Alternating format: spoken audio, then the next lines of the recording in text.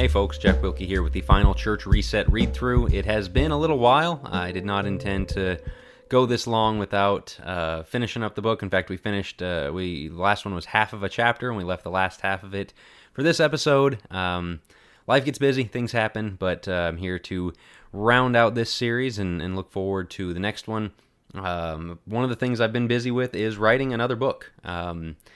It's entitled You Are Saved, The Christian's Assurance, and so I'm really excited about that one. I'm going to start putting out chapters here in the next few weeks, Lord willing, to my site, jackwilkie.co, and so be sure you're subscribed there to get the latest on those. And as always, be sure you're subscribed to the Church Reset podcast feed, where you might be already subscribed and listening to this. If not, if you're catching it on YouTube or on Substack, be sure to subscribe to that podcast feed where you'll get all the latest. So let's go ahead and get into this final chapter of Church Reset, and then I'll kind of have some closing thoughts. And one of the things I've been busy with is looking at some of the other things that are out there now, some popular movements, and there's parallels to what I wrote in this book, Church Reset, in a lot of ways. But I think some things that are being missed, some lessons I've learned that I think can help us understand where to go from here after we get these concepts of being a more family-like church and kind of how to get there. So let's finish up with the last half of the conclusion of Church Reset, and we'll conclude with some final thoughts. Picking up with a hope for something better. On the other hand, the realization that perfection won't be reached here in this life doesn't mean we can't hope for and work toward a more biblical version of church. There are plenty of reasons to be excited about what could be as we let God's Word lead. I believe many of the biggest issues facing the church in recent years are greatly mitigated by following God's plan. A few examples. Youth unfaithfulness. I would argue the biggest issue facing the church today is the youth dropout rate. We are losing young people by the thousands and have been for years. This issue often gets downplayed or disputed by those who live in cities near bigger congregations and don't see a problem. Nearly every church they see has a youth group, and the camps and conferences always have plenty of young people. However, there are plenty of smaller, more rural churches with essentially no youth presence whatsoever. Outside of those concentrated areas, you will find plenty of congregations without anybody under 20 years old. Sometimes there will be young children, but they're being toted to worship by their grandparents, as the parents and the rest of the 20 to 40-year-olds are nowhere to be found. That's not only what the eye test tells us, but what the researchers have also long confirmed. The studies have varied greatly in their findings, but nearly all of them have reported that over half of those who grow up in a Christian home will walk away from the faith. The reasons given always vary, but some of the more common ones are that the young people never developed a faith of their own, they were never taught to defend what they believe, and they never developed intergenerational relationships. In a system where young people are baptized and stashed away for years in a junior varsity version of church, where they are largely separate from the rest of their Christian family, it's no wonder that each of these leading factors are in play. For me, despite growing up as a regular attendee of a faithful congregation, after baptism there was little expected of me outside of showing up to classes and events or going to camps. Occasionally I was asked to say a prayer during Sunday night worship or pass out communion trays on Sunday morning. Outside of our respective parents, nobody was really discipling me or my peers individually. There was simply a one-size-fits-all program to attend until graduation. On the other hand, a system in which young people find mentorship and a Jesus-focused plan for their spiritual growth is an answer to these shortcomings. With people who will teach them to study, teach them to pray, answer their questions, and make them part of the family, they have a far better chance of survival than when they are told to come to classes and devos in hopes that the message will stick. Intergenerational relationships, biblical convictions, and opportunities for service give young people the deep roots they need to stay faithful as they grow into adulthood. Youth faithfulness has been one of my big points of emphasis, really even back before. When I was in college, just looking around at my high school classmates and people I knew going, man, this is not good. And of course, the statistics have long been there, as I said, and it just is really discouraging, as I've been in small churches where the older people are there, their grandkids are there, well, then their grandkids grow up, and I've got enough data now to know many of them are not going to church, unfortunately, and it just carries on, and it's like, well, who's going to be left? If we can't keep our own, as Dr. Brad Harrod puts it in one of his lessons, we do all this evangelism and outreach and vacation Bible school and gospel meetings and all this stuff to get people, fill the bucket of church attendance, and we've got holes in the bottom where our own people are falling out. We've got to do something about that. And again, this divided, age-segregated version of church, this junior varsity, go over there to the kids' church, the youth group church, and hang out with only your own peer group, that's not a family.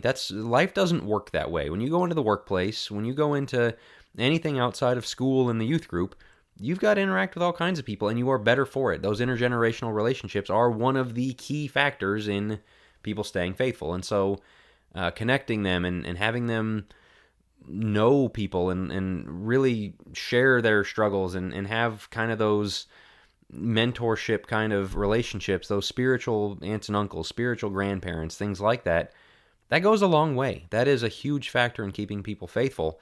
And so rather than, that's one of the things I love about the idea of maximizing what we are as a church, is it handles all of these things. It's not that we've got to think about how do we work on youth faithfulness? How do we work on this? How do we work on that? It all goes together if we do this right, if we are being the church. And so, yeah, it's about getting the focus in the right place. All right, continuing, women's roles. One of the most prominent issues of the 21st century has been and will continue to be the role of women in the church. Many are pushing for full participation in leadership and worship. Others, of course, disagree, while still others are advocating some kind of compromise. While this book is not meant to provide an in-depth discussion of that issue, there is reason to believe a more biblical church would alleviate some of the challenges levied against male-led churches. When church is 90% or so focused on what happens in the building on Sunday, and women aren't allowed to participate there, then it's not unfair to say that women are second-class citizens of sorts. If, on the other hand, the Sunday gathering is just one part, an important part, but still one of many, of what the church does, we can meaningfully say women are allowed to do nearly everything but that. Spiritually minded, older Christian women are commanded to share their wisdom with younger Christian women, Titus 2:4, and the younger women would be wise to seek them out. No, it's not a sermon, but the impacts of discipling a woman and thereby impacting her husband, children, grandchildren, and everyone with whom she comes into contact can be far greater. They might not occupy the pulpit, but their teaching is still desperately needed. The Bible shows the power of praying, worshiping women with the examples of Miriam, Hannah, and Anna, along with Mary's Magnificat. They might not be authorized to lead worship, but their worship and prayer matters. The women who followed and ministered to Jesus throughout the Gospels played a vital role in his ministry, despite the fact that they weren't chosen in the 12. God's work can be wonderfully administered by faithful women in a number of ways that don't have to include the Sunday gathering. You probably have a Christian woman from your life coming to mind who has joyfully embraced this role and impacted a congregation by her faithfulness. Though such women might not have a title, they are certainly needed servants of the church. In the age of Google searches and Facebook groups, it's easy for all of us to look to internet strangers for advice and spiritual encouragement, and young women are no exception. But what they need more than anything is to have women in their own congregations who care for them and are intentional about being in their lives. Women might not be able to be elders, but they can still guide and care for souls. Therefore, it's vitally important that we create a culture that goes beyond Sundays and beyond the building.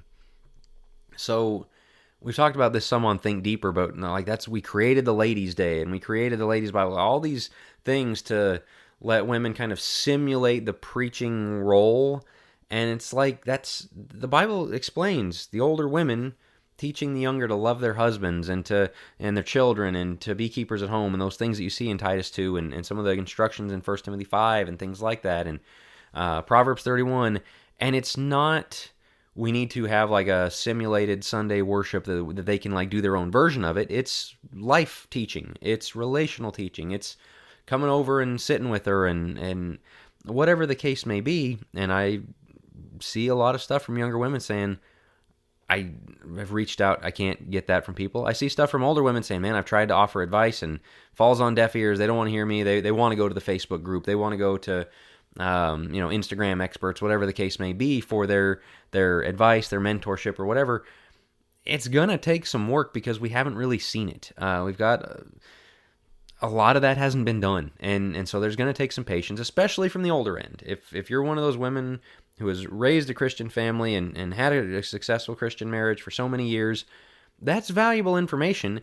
People might not take you up on it the first time. You also might have to realize you need some practice at it. If you haven't mentored somebody, if you haven't done it just offering the first time and getting shut down, maybe figuring out how to approach it, maybe figuring out how to get a foot in the door, things like that. But, I mean, this is one of these, I don't know, it kind of drives me crazy when we're talking about all these things that haven't been done for so long or have fallen through the cracks or whatever. And I've been guilty of the same thing, but I tried it once, it didn't work. I guess we're just not going to do it. Like, if we think it needs to be done, we need to stick at it until it gets done. And we'll find the people with whom we can do these things. Like, it's a process. We're finding our way. We're learning how to walk again. that takes some falling down. I mean, church has become so dumbed down, so minimalistic, so program oriented, so Sunday oriented, so sermon oriented, all these things we've talked about all the way through this book. It's going to take some time to get our legs back under us. That's okay. Just keep at it. And so this idea that, well, women can't do anything in the church. They can. It might not be the thing you want to do. It might not, there's this idea, there's just like this glamour to the pulpit. Okay. I mean, there's not. If we were better at glorifying these kinds of things and equipping people for these kinds of things, I don't think we would have this problem. All right, continuing on. Christianity's outward image. It's no stretch to say that Christianity is growing increasingly unpopular in our culture, but there are two sides of that coin. In one sense, that's not a strike against us. In fact, it's quite the opposite. The world is always going to have a problem with Jesus and his people, John 15:18-19. The gospel is offensive because it tells people their self-applied standard of righteousness is invalid. Anybody who upholds this truth by insisting that Jesus is Lord will not receive the culture's approval. In another sense, though, we haven't helped ourselves. Because the gospel is offensive enough on its own, we have to be extremely cautious not to add offense to it. Unfortunately, for multiple generations, Christianity has become commonly seen as a political movement or a holier-than-thou group of people in an ivory tower church building. We say the church is the people rather than the building, but to most unchurched outsiders, they identify different churches by location. To those who have a degree of biblical literacy, they identify different churches by each one's defined doctrinal characteristics, such as how a church worships. Sadly, they don't know us as their neighbors who love them and who are an image of Christ-likeness in their lives. We can't change everyone's minds all at once, but by getting outside of our buildings and working on showing people the love of Christ by building relationships with them, we can help change their perception of us. We'll pause right there on that one. I think there are, some things that, again, the part where they're not going to like us, or at least just knowing us for being different, culturally, we should be very different. You kind of think about the Mennonites or Amish if you live around a community like that, but even the Muslims or even the Mormons, I've brought this up in this series. Culturally, they're different. They stand out. Christians should stand out for a number of things. It should be our love. It should be our fellowship. It should be our unity and all of those kinds of things, but it also should be that we're very different people. Our marriages are different. Our children are different. Our work ethic is different. Our everything, our integrity is different. All of those things should be true, and we should be cultivating those. We should be cultivating a counterculture, and there's some of those things they're going to like, some of those things they're not going to like, but it's going to be strangely different. It's going to be strangely bright in that sense that some people are going to be attracted to it and some people are going to want to hide their eyes from it. And that's not our problem, but we do need to have that difference, and this is a way to do that, that we're not just known as the people that meet over there, but there's something to who we are as a group. Continuing, minister burnout. Minister burnout is a very real, very dangerous side effect of a church model in which the preacher bears the responsibility for the success or failure of a business, with customers, members, always tugging at him to get their way, and with managers, elders, determining whether his approval rating is high enough to keep him around. It's no wonder so many ministers struggle with depression and anxiety. When so many view their minister as an employee of an organization they attend, it's no wonder he and his family are often so lonely.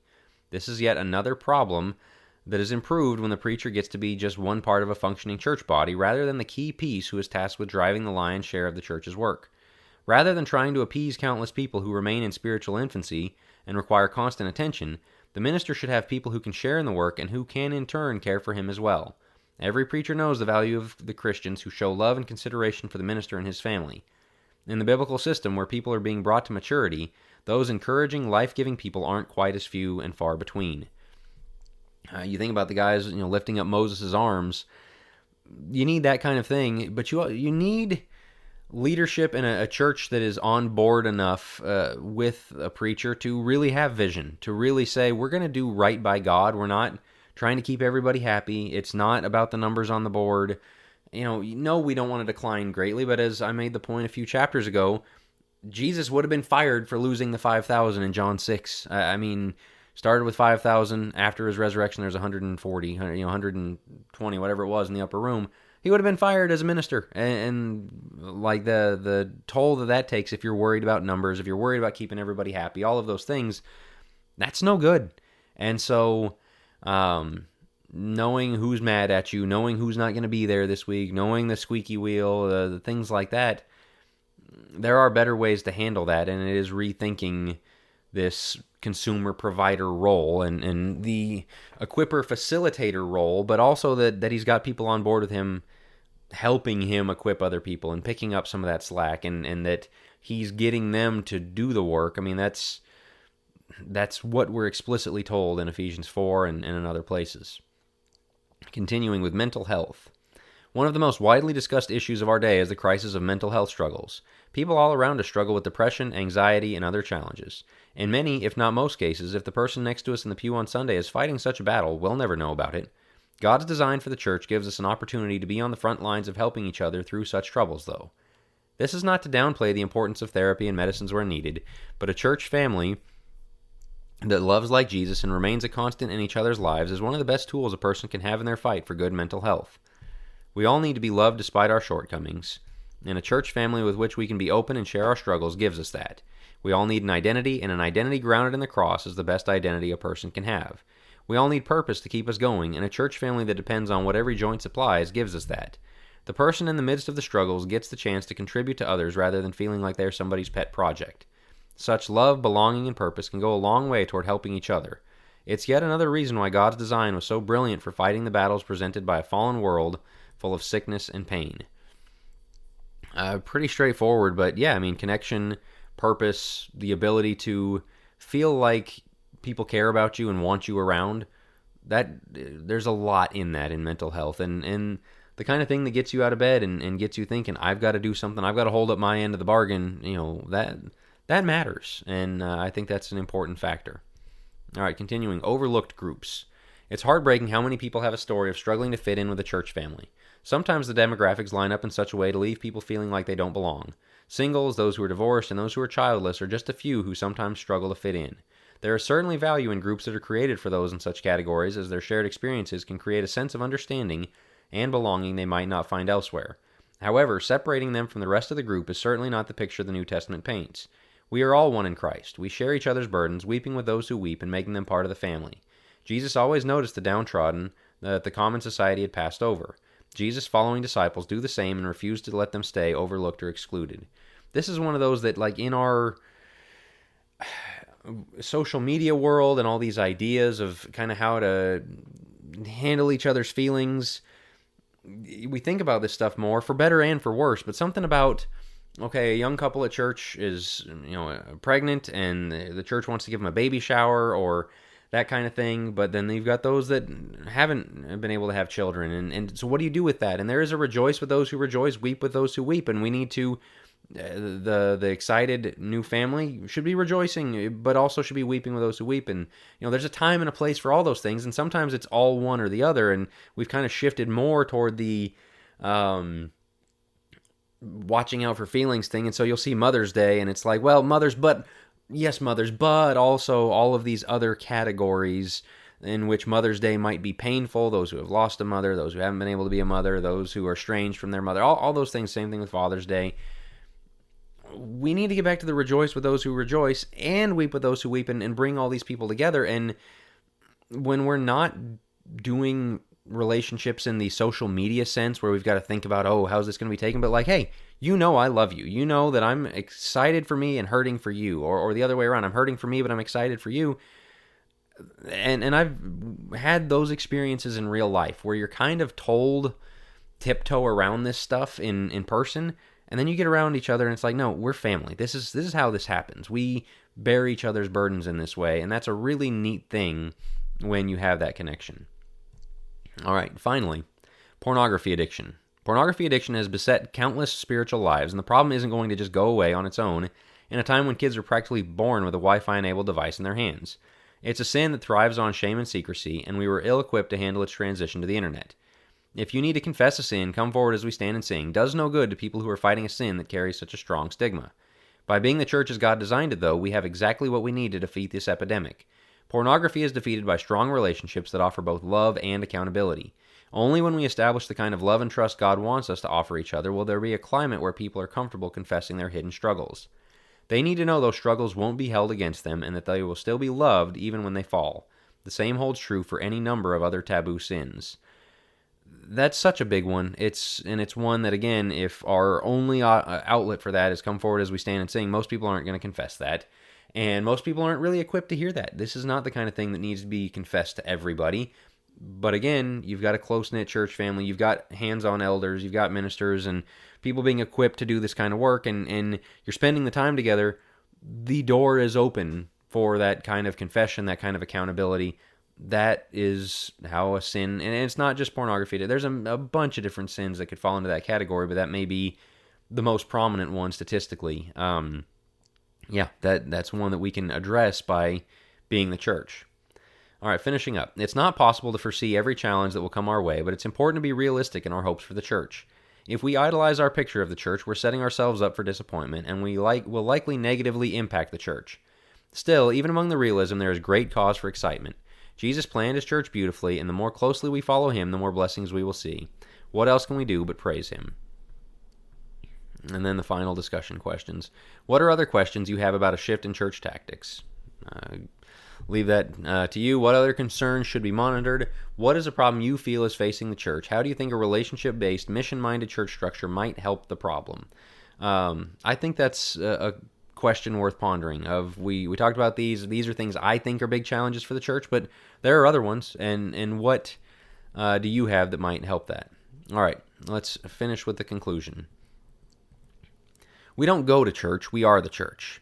The phrase has been around for as long as I can remember, but it's rarely been more than just a vague saying that sounds nice but lacks any teeth. We can all agree the statement is true, but that still leaves us to decide what it means in practical terms. That's why it's so exciting to see a growing movement aimed at defining what it means to be the church, and then acting on that definition. It's my prayer that this book is another step in that direction for each reader. Change is hard to come by, though. Many struggle with great discomfort at the very thought of change, resisting it at every turn. At some point, most Christians have likely heard the phrase, "We've always done it that way," used as a reason to not rethink methods of the past. Many are also protective of their traditions because the longer a tradition has been in place, the easier it is to think of it as a scriptural necessity. But God does not have to be hindered by our stubbornness. Sometimes when we're shaken out of our comfort zones, he takes the opportunity to do some of his best work.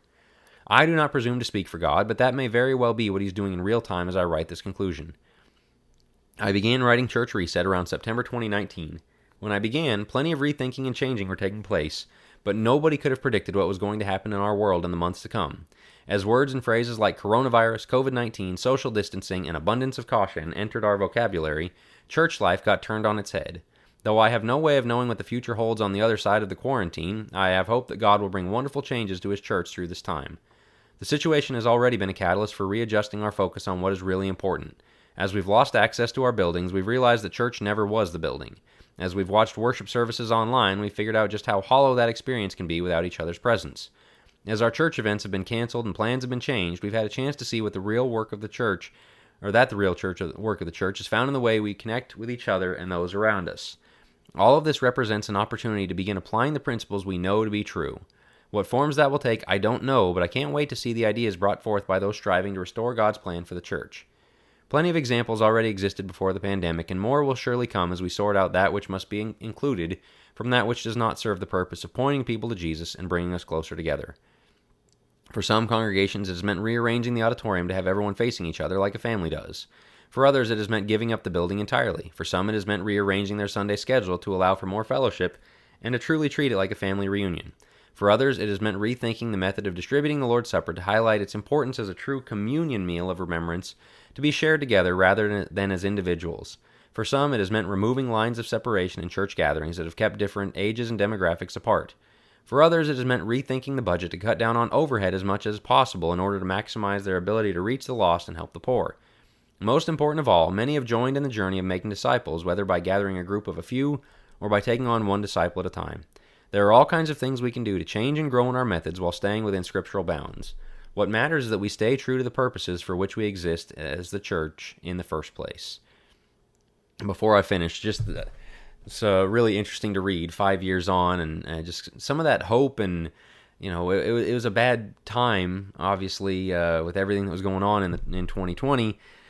But then you look back, and some people kind of rethought the Sunday. Especially the Sunday evening service has been changed in a lot of places. Some have emphasized more fellowship. Some churches have really took the opportunity for change.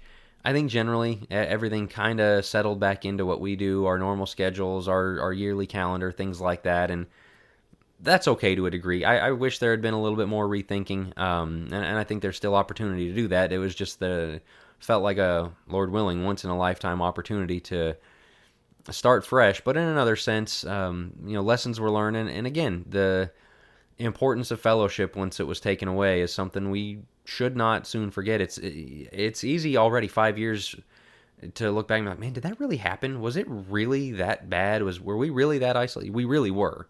And to keep that in mind and say, yeah, getting back to this, they're there if I need them kind of thing. No, take the time we have, clear our schedule a little bit for each other, things like that.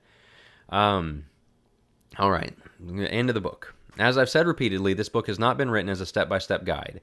I'm not looking to hold myself up as any kind of example because I'm just another person on the same journey.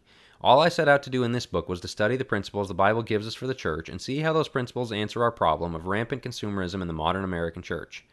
The different applications are up to you. It was obvious from the outset of my study that we needed to get away from building-oriented, schedule-oriented Christianity. It was also obvious that the choose-your-own-adventure Christianity of our individualist society was not what God ever intended. The question that remained was, how will things change? How can we drop those obviously incorrect versions of Christianity in favor of a mission-minded, family-oriented version of church? The answer, of course, is Jesus. Every December, we hear from those clamoring to keep Christ in Christmas. Maybe it's time we start campaigning instead to keep Christ in Christianity. Where we have drifted from our purpose, it has been because we have attempted to put something other than Jesus at the center of it all. The only path back is to once again acknowledge Him as the King of everything and center everything we do on Him. What makes Christianity different from every other religion is that it has Jesus and the others do not. Christianity's head was and is sinless. He has power over sickness, demons, nature, and even death. He is God. That's the principle I hope has been the foundational takeaway for each reader. We have to base everything we do on the beauty and supremacy of Christ. His love, His blood, His headship, His promises, and everything else about Him are where we find the power of Christianity. May we as His church look to Him, drop everything that hinders us, and run toward Him with all our might. Hebrews 12:1 and 2, and bring as many with us on the journey as we can. Only then will we see just how much more church can be.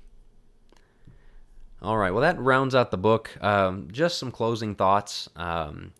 The follow-up book has been on the back burner. I've been asked about it for a couple of years now. When are you going to write the follow-up? Because I've learned a lot in the time since, and it's really interesting right now. There's a guy, super popular, John Mark Comer. I might write on some of his stuff here soon, Practicing the Way. And there's a lot of overlap. In fact, I was listening to one of his talks in their whole The Way curriculum on the church family, and I mean, point for point, I know he's not familiar with my work, but we had the same points. We had a lot of the same ideas, but I can see now, 5 years removed, where that hits a dead end. Where, we should be a closer church family. Well, why aren't we? We don't share a culture. We don't think alike. We don't have the same worldview. And so I was, kind of jokingly, but somewhat seriously thinking, grab this book back here, if you're watching the video, I kind of already wrote the follow-up to Church Reset, and it's not what anybody thought. It's this book, Transform Faith, that I did with Dr. Brad Harrub, and really it's just a collection of the articles we've written over the years about seeing the world from the biblical view. Masculinity, femininity, marriage, parenting, cultural issues like LGBT things like that, social media, politics, culture, things like that. That's at the heart of, we want to be a closer church family. You're going to have those things. You're going to have to get there. And so I've had a lot of people who loved Church Reset really not follow along with the more recent stuff I've put out, because that's where you start getting specific. Everybody loves the idea of a close-knit church family.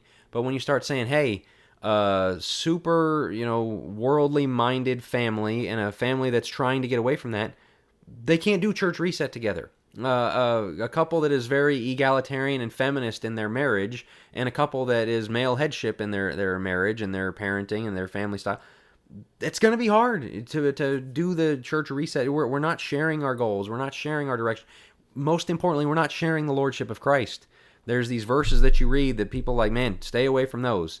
Don't get specific on those. And And so I see this practicing the way stuff, and it all sounds really nice about spiritual formation, and none of it is specific about who you are Monday through Saturday, other than your quiet time with God and doing nice things for people. But as far as your killing the idols in your heart, and those are some of them, if we're all coming to church with our little idols in our back pocket, we're not going to be closer together. And so how do you get there? You start building a church culture where the teaching is specific, where the execution is specific, where the reprove, rebuke, exhort happens to say we're going to get on the same page of acting like Christ, but also in submission to Christ. Obedience. That word has disappeared from Christianity. Obedience, repentance, submission, those kinds of things. Without that, it's just not going to happen.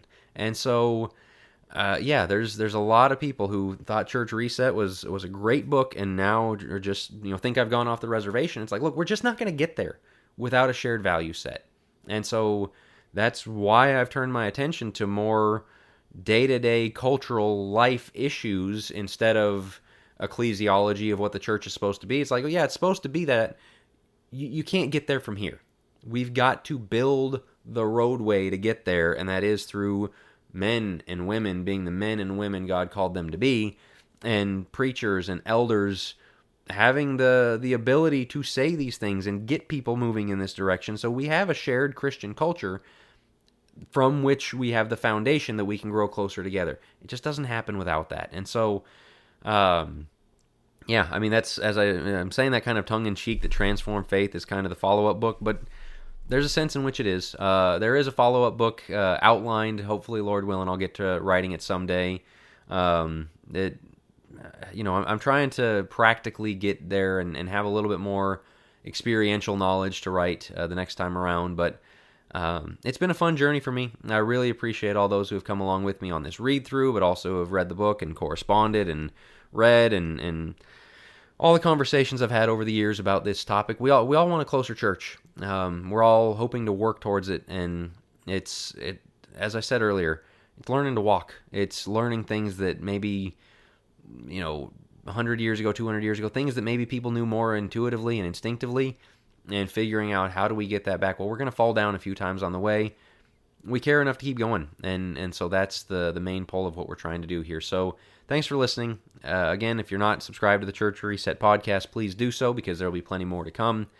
And with that, I'm going to sign off for the Church Reset read-through series. Oh, and as always, you can get the book on focuspress.org or on Amazon. So supporting subscribers on my site, jackwilkie.co, get an ebook with your subscription of just $8 a month. So that's probably the cheapest way to get a hold of it if you are interested, is just the jackwilkie.co. But yeah, I had to give that little plug there at the end. And there's nothing else for me to cover in this one. I'll talk to you guys on the next one.